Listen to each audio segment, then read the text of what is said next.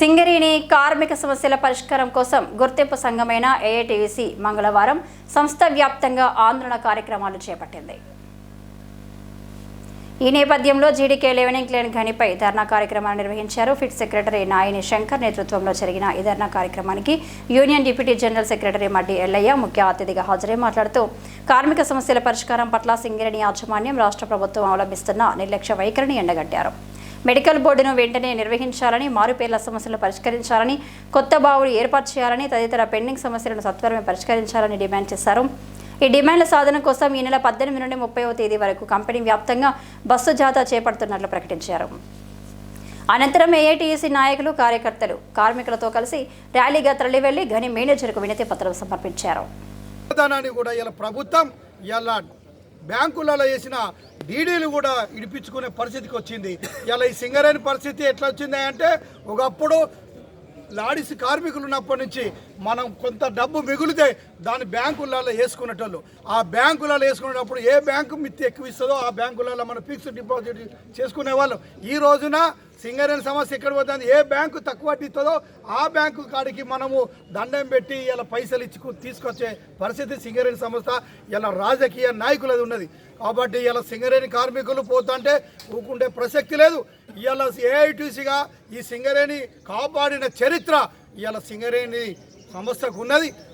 అందు భాగంగానే మేమేం చేస్తున్నామంటే ఇవాళ ఈ రాజకీయంగా ఇవాళ ఈ సమస్యలు ఏలు పెట్టద్దని చెప్తున్నాం. ఇవాళ రాష్ట్ర ప్రభుత్వం పోయిన ప్రభుత్వం 29,000 కోట్ల రూపాయలు ఇవ్వాలంటే ఇలా 50-60 కోట్ల రూపాయలు ఇవాళ ఈ ప్రభుత్వం వాడుకున్నది. దయచేసి సింగరేణి సమస్యను కాపాడుకుందాం. ఈ సింగరేణిని ఎవరు రాజకీయంగా చేయొద్దని, ఈ సింగరేణిని కాపాడిన కార్మికులకు న్యాయం జరిగేంత వరకు సేవ్ సింగరేణి. ఈ దుర్మార్గులు ఎవరైతే మన సింగరేణి సమస్యలు ఉంటారో వాళ్ళని తరిమి కొట్టడానికి ఇవాళ ధర్నా చేస్తున్నాం. రేపు 18 నుంచి సేవ్ సింగరేణి అనే జాత గోలేటి నుంచి కొత్తగూడెం వరకు పెట్టినాం. కార్మికులకు వివరిస్తాం, పోరాటం చేస్తాం. మన హక్కులను సాధించుకునే వరకు కూడా వెనకాడేది లేదు. అవసరం అనుకుంటే మరో సమ్మెకైనా సిద్ధంగా ఉంటాం.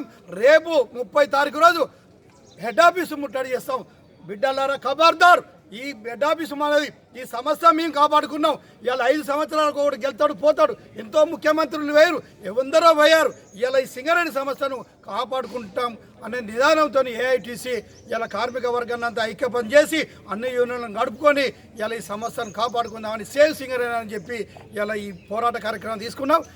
అలాగే ఓసీపీ 5 ప్రాజెక్టు ఆవరణలో కూడా ఏఐటీయూసీ నాయకులు ధర్నా కార్యక్రమాన్ని చేపట్టారు. ప్రాజెక్టు ఫిట్ సెక్రటరీ ప్రభుదాస్ ఆధ్వర్యంలో జరిగిన ధర్నా కార్యక్రమానికి కేంద్ర కమిటీ నాయకులు కె స్వామి ముఖ్య అతిథిగా హాజరై ప్రభుత్వం సింగరేణి యాజమాన్యం అవలంబిస్తున్న నిర్లక్ష్య వైఖరి మూలంగా కార్మికులు ఎదుర్కొంటున్న సమస్యలను ఏకరువు పెట్టారు. ఉద్యమం ఉధృతం రూపం దాల్చకముందే సమస్యలన్నింటినీ పరిష్కరించాలని డిమాండ్ చేశారు. ఈ మేరకు ప్రాజెక్టు మేనేజర్కు వినతి పత్రం కూడా సమర్పించారు. కార్మికుల ఐక్యత వర్ధిల్లాలి, కార్మికుల ఐక్యత వర్ధిల్లాలి. 50,000 కోట్ల బకాయిలను వెంటనే చెల్లించాలి. మెడికల్ బోర్డు వెంటనే అమలు చేయాలి. మెడికల్ బోర్డు వెంటనే అమలు చేయాలి. పథకం వెంటనే అమలు చేయాలి.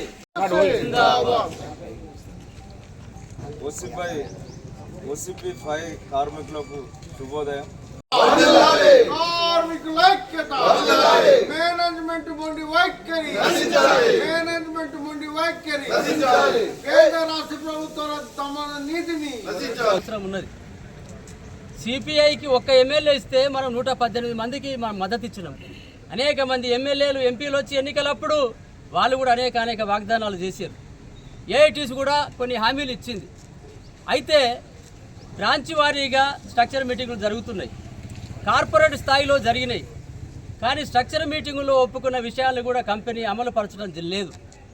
అందుకని కొద్దిగా విసిగి వేసారిపోయినాం.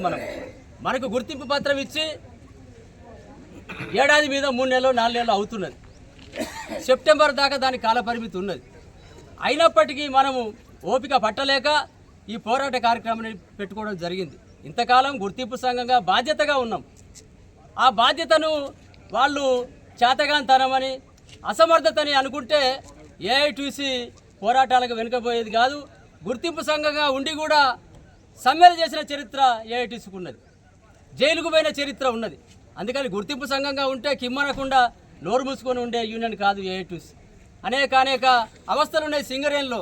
ఇప్పుడు సింగరేణి అనేది చాలా క్రైసిస్లో ఉన్నది, సంక్షోభంలో ఉన్నది. అధికారులు కూడా ఏం హాయిగా లేరు, అధికారులు కూడా హ్యాపీగా లేరు. మనము నోటీస్ ఇస్తాం, మనం సమ్మె చేస్తాం, మనం పోరాటం చేస్తామన్న తర్వాత వాళ్ళకు కూడా కొద్దిగా మెలకు వచ్చింది, వాళ్ళకు కూడా కొద్దిగా సోయి కలిగింది అధికారులకు. వాళ్ళు కూడా సమ్మె నోటీస్ ఇస్తారట, వాళ్ళు కూడా సమ్మె చేస్తారట, వాళ్ళకు కూడా సమస్యలు ఉన్నాయి.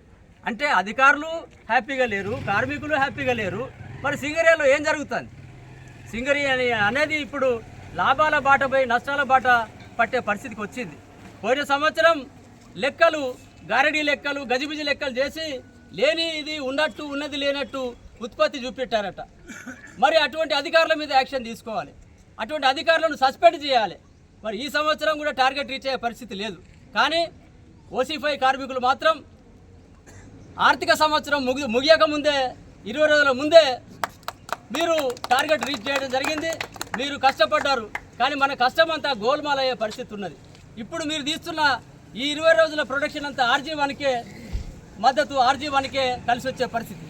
ఏదేమైనా మనం కష్టపడుతున్నాం, లాభాలు తెస్తున్నాం. 2014 నుంచి ఇటువంటి లాభాల బాట పట్టినాం. ఏపీఎన్ శర్మ ఉన్నప్పటి నుంచి, చంద్రబాబు నాయుడు గారు ఉన్నప్పటి నుంచి, మన యూనియన్ మహానాయకుడు కొమరయ్య గారు ఉన్నప్పటి నుంచి ఈ పరిస్థితిలో మనం ఉన్నాం. కానీ ఇప్పుడు మళ్ళా సింగరేణి అనేది నష్టాల బాట పట్టే పరిస్థితి ఉన్నది. కార్మికులకు అదనంగా ఉన్నారని చెప్పి కొత్త బొగ్గుబావులు రావటం లేదు, ఉపాధి లేదు. అట్లాగే డిపెండెంట్ ఎంప్లాయ్మెంటు, కారుణ్య నియామకాలు బంద్ అయిపోయినాయి. మెడికల్ బోర్డు అనేది జరగడం లేదు. పాపం కేసీఆర్ గారిని ఈ సందర్భంగా మనం అభినందించాలి.